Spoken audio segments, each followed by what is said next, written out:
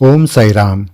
सच्ची भक्ति और साई चरणों में शरणागत रहने वाले भक्तों के लिए श्री साई आखिरी सांस तक उनके साथ रहते हैं। ऐसा ही एक अभूतपूर्व अनुभव आपको बताते हैं। अनुभव बताने से पहले आपको विनती है कि अगर आपने चैनल सब्सक्राइब नहीं किया तो ज़रूर कीजिए। शिरडी संस्थान के भूतपूर्व विश्वस्त और 1953 से 1960 के दौरान साई लीला के संपादक पद पर कार्यरत रहे स्वर्गीय नागेशराव सावंत, इनके कार्यकाल में श्री साई समाधि मंदिर पर कलशरोहण हुआ और मंदिर में श्री साई मूर्ति की स्थापना भी हुई थी। सावंत जी एक परम साई भक्त थे। पुलिस सब इंस्पेक्टर के पद से निवृत्त होने के बाद उन्होंने शिरडी संस्थान के कार्य के लिए अपना पूरा जीवन दिया। ऐसे साई भक्त को श्री साई बाबा के अनेक अनुभव आए थे। कुछ अनुभव हमने वीडियो के माध्यम से आपको पहले ही बताया है। इस वीडियो में उनके अंतिम दिनों में बाबा ने उन्हें कैसे दर्शन दिया था ये बताते हैं। 1975 में उनकी आयु 80 साल की थी।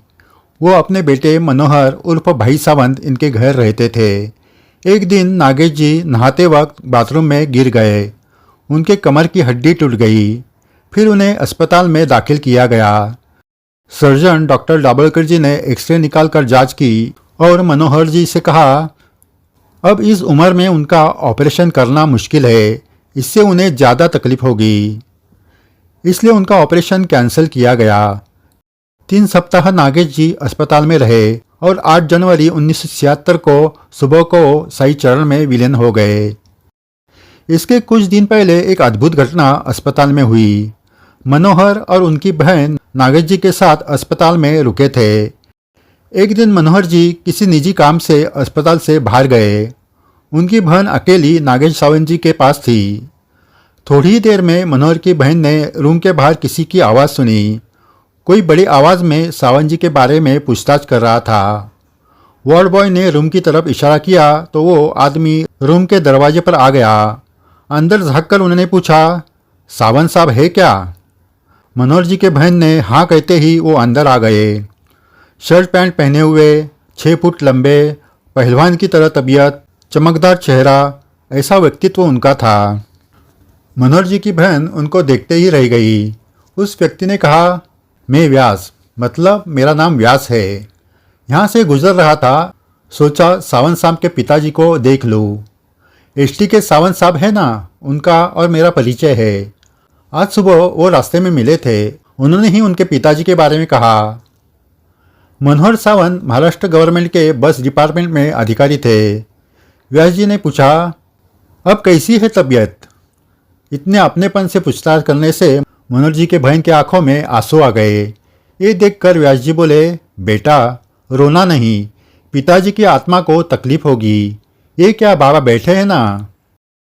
एक कोने में श्री साई बाबा का फोटो रखा था। वो दिखाकर उन्होंने आगे कहा, साई बाबा देख लेंगे, सब कुछ ठीक हो जाएगा। फिर उन्होंने नागेश जी के पूरे शरीर पर हाथ फेराया, सर पर हाथ रखा और कहा, अच्छा सावंत साहब, अल्लाह तेरा भला करेगा।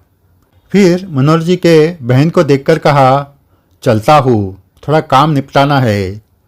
और वो जैसे अचानक आए वैसे 2 मिनट में ही वहाँ से चले गए। बिजली जैसी चमकती है वैसे। वो जाते ही मनोहर जी अस्पताल में आ गए।